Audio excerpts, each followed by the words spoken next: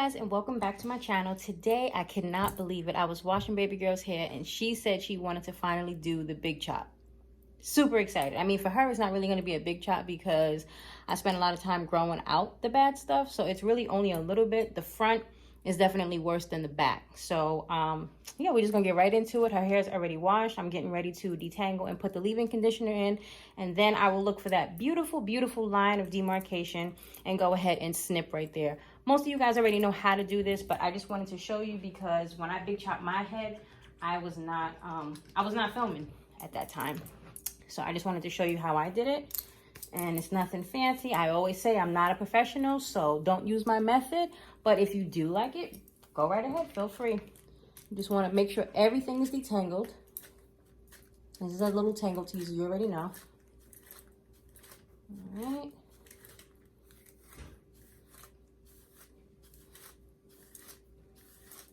And like I said, the back is not as bad as the front in terms of damage, and that's because when she's never had a relaxer. Let me put that out there. She's never had a relaxer, so she's technically 100% natural. It's just that she had heat damage. So that's what I was trying to quote unquote reverse, even though they say that you can't really reverse heat damage, but you can grow it back out, you know. So that's what I did. I never big chopped her hair. I just like snipped it along the way as I was doing it. But now she said that she's ready to go ahead and snap it. You see, that right there doesn't look too bad. So I may just take off just a little bit just to kind of give it a trim. She hasn't had a trim since last year, even though last year wasn't that long ago, but still, she hasn't had one since last year. So I'm just gonna do a little snip in the back. The front is where you guys will see most of the length being cut, but it still won't be really short because she does not want short hair, nor do I want her to have short hair. So I'm only gonna take off a little bit, just a little, and you just snip it. Nothing to it. All right, so that's one section. Okay, so detangle, same as the other one. Again, not that bad. You know, this is what the ends are looking like. They're all very curly, just a little bit, very little. And I can even line it up with the other section just to make sure that everything is staying uniform so that I can see where I cut it at. But again, in the back is just more so for her regular trim. It's not necessarily to cut up the bad stuff because she doesn't have any bad stuff for the most part in the back.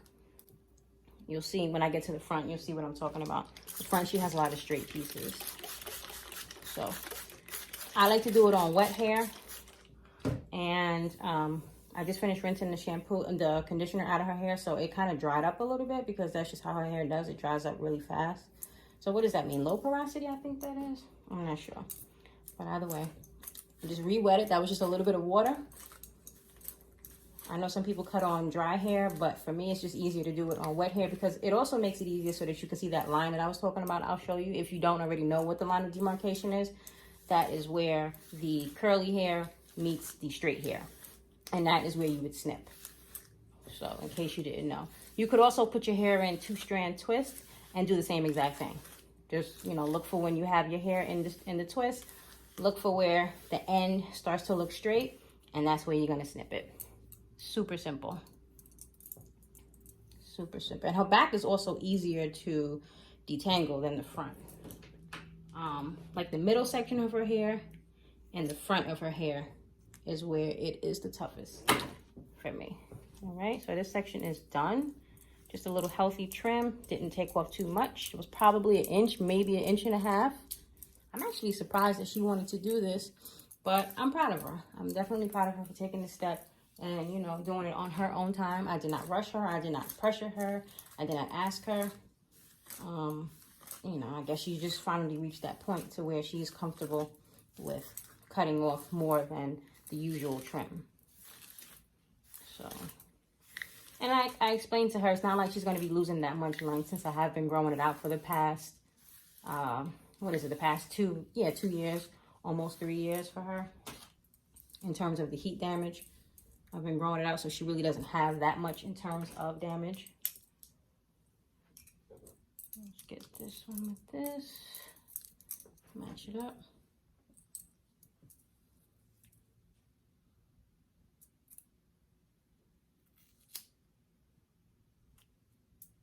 Okay. Her curls just pop right back up. I don't even have to do much. I did a wash and go on her a long time ago, but her hair had a lot of the straight still on the bottom, so it didn't really come out, you know, as good as it could have. But I think that going forward, I should be able to get it going the right way. Look at that. Got a beautiful curl pattern. See here, she only has a little bit. And really, that's not even that bad, but I'm still going to snip it just for the sake of consistency with the other ends. There it is. You couldn't even see it. Yeah, her hair is really not that bad. Maybe right a little bit towards the bottom, like right here. But just so that it can be consistent with the other portion, I'm still going to snip it there. Okay. All right, so we're back, and now we're going to do the crown section of her hair. We're doing the exact same thing that we did to the back. I already put the leave-in in, so now we're just going to detangle it out. Okay. You want to go all the way up to the root, because how else are you going to get the hair nice and tight? This is what you want right here. All right, so you see how long it's reaching? It basically, well, when she's sitting, it comes down to like almost her butt. All right. So here is where it's a little more, it's not horrible. Definitely not horrible, but it could be better. So I'm gonna put a little more water in it because I really need to see. The front, her texture is very, very different from the back. Or actually I would say the middle part, because this is not really the front. The front, you'll be able to see where it needs to be cut because it's super, super identifiable. At this part, I really don't know. It looks like maybe right about there. Again, not that it's damaged, but it needs to line up with the back portion of her hair. I'm not going to cut it all the way up here because it doesn't need it. It just looks like a different texture, but it's definitely not damaged. Okay. Be more careful with these scissors. All right, so I'm going to just snip it right there. Okay, so took off about that much. Still long, okay? So she's not losing any real length. All right, so we're gonna do the same thing to the entire crown of her hair, and I will come back when we're just on the front portion so that you can really see the difference in the two textures. Okay, so this is the front section of her hair, and this is what it looks like towards the bottom. Again, not terrible because I've been doing mini chops here and there, but she definitely has more straight pieces in the front than she did the back. The back, it was like majority all curly. And you can also see where she has the different texture once again in the middle portion of her hair.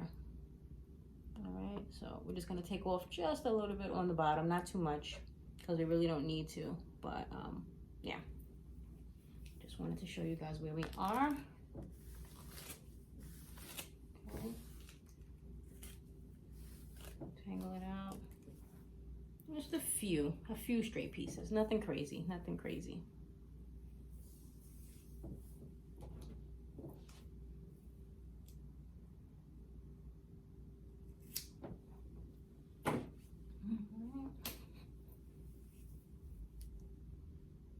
Still past her shoulders, so that's good. She was definitely concerned about that.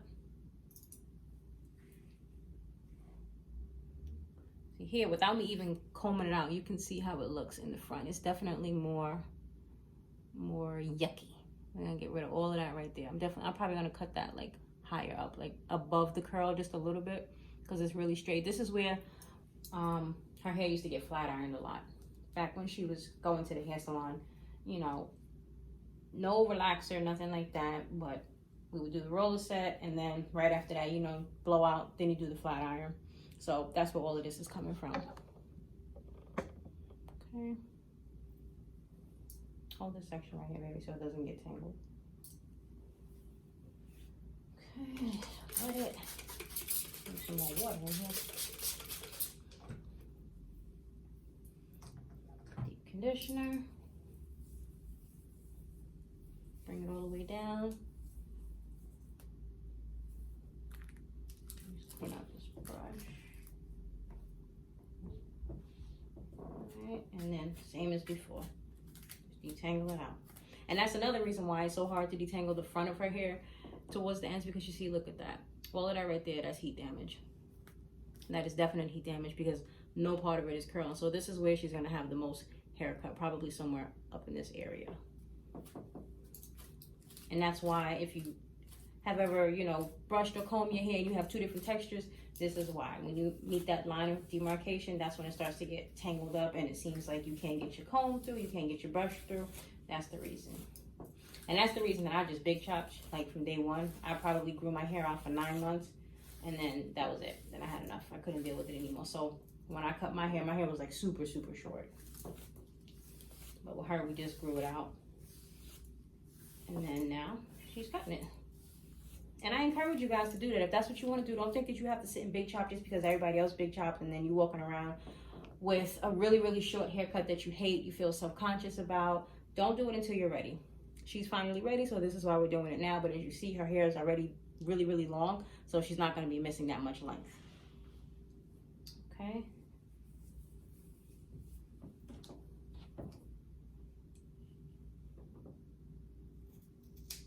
So we'll cut it here first, just to see. Then I'm going to brush it. Already, it's feeling so much easier to brush. I mean, granted, it's detangled, but still. I know the difference because I do it every 2 weeks, so I know how her hair feels. And where those two textures were meeting, it was killing me. You see, it just looks way more curly than it did before. Still have a little bit, like, right there. So I'm going to just take that off. And it's hair, you know, people. It will absolutely grow back. As long as you take care of it, it will grow back. That's a given. So that's not anything that you have to worry about. Okay, just want to make sure that it's even. Move my thumb out the way so you guys can see. Just gotta be careful because that's how I cut my finger the last time. All right, so we're good. Put your head up, sit up straight. Little past the shoulder, right? You're okay with that? All right. I promised her I would not go above her shoulder, and I did not. But I will say the front of her hair was shorter than the back of her hair anyway, because years ago, I got her hair cut when she was going to the salon, and her front was so badly damaged that I told them to just cut it like a blunt cut it straight, so that it could be all uniform. So naturally, the front is just shorter than the back anyway.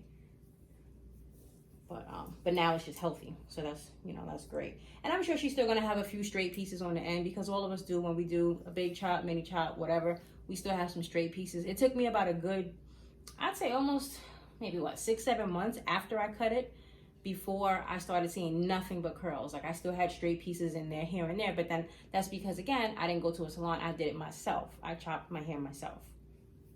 So I didn't feel like I had to go to a salon because I watched enough YouTube to know where I was supposed to cut the hair, and that's just what I did. All right. So now this is the front part. I guess you can call this like your bang area if you had a bang. She did want a bang a few months ago, but we have since left that idea alone. All right. So that's what that looks like. It's definitely less curly than the back portion of her hair, and it's just because she has a different texture. It really is. Even if I was to big chop it all the way up to her nose, this portion, it still wouldn't like curl because it's just a different texture.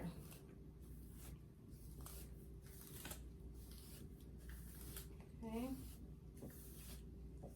so I'm gonna brush it all out.